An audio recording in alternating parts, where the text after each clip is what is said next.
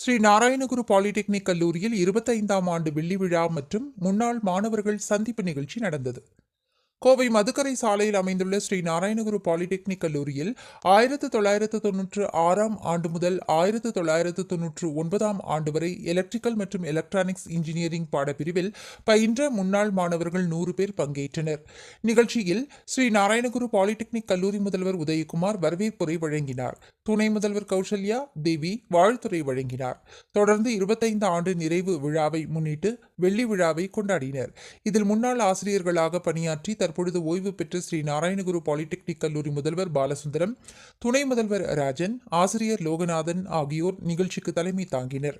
மேலும் ஸ்ரீ நாராயணகுரு பாலிடெக்னிக் கல்லூரியில் 1996ஆம் ஆண்டு முதல் 1999ஆம் ஆண்டு வரை எலக்ட்ரிக்கல் மற்றும் எலக்ட்ரானிக்ஸ் இன்ஜினியரிங் பாடப்பிரிவு துறை தலைவர் கௌசல்யா தேவி, ஆசிரியர்கள் சிவபிரகாஷ், முல்லர் வாசுமதி, முகமது கவுஸ்கான், ஜோபி ஜான், அன்பரசன், அங்குசாமி, ஹேமலதா, மஞ்சு, மகாலட்சுமி, சக்திவேல், மனோகரன், கல்யாணி, விஸ்வலிங்கம், கோபாலகிருஷ்ணன் ஆகியோருக்கு முன்னாள் மாணவர்கள் சார்பாக நினைவு பரிசுகள் வழங்கி கௌரவித்தனர். தொடர்ந்து முன்னாள் மாணவ மாணவியர்கள் கலந்துரையாடல் நிகழ்ச்சி நடந்தது. இதில் முன்னாள் மாணவர்கள் அனைவரும் தங்களது குடும்பத்தினரோடு கலந்து கொண்டு கல்லூரி நினைவுகளை பகிர்ந்து கொண்டனர். நிகழ்ச்சிக்கான ஏற்பாட்டினை முன்னாள் மாணவர்கள் R. Vijayanarayana, M. Vasanth Madhanagopal, Prakashkumar, Manivannan, T. Sureshkumar, Mohammed Shafi, Nagore Meeran, Vijayaraghavan, G. M. Shanmugasundaram, K. M. Senthilkumar ஆகியோர் ஒருங்கிணைத்தனர்.